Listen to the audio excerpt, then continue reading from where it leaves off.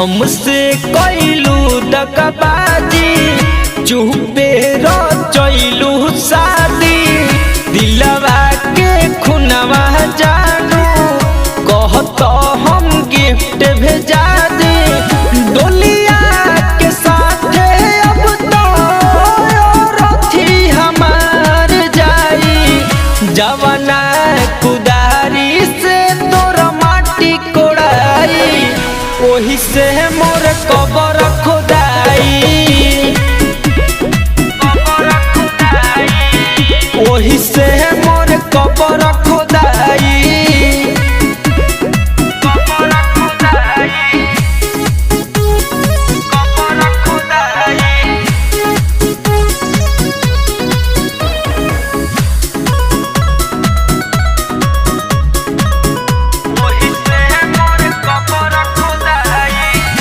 भूल गइल फूल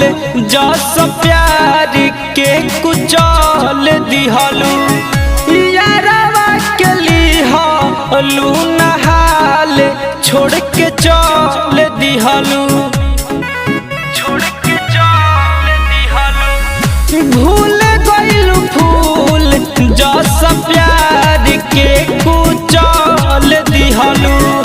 यारवा के लिहलू नहाल छोड़ के चल दिहलू लोरावा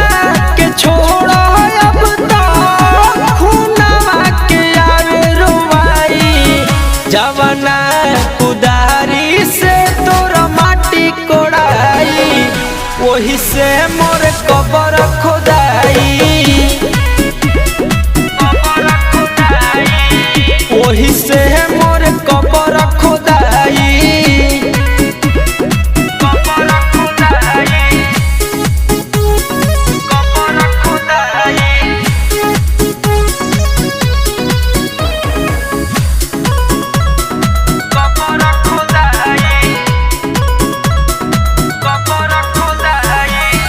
जाई जब लसिया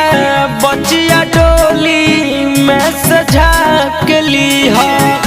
हल चल हरेंदर के तू दूरी तनिका ना पुलिहा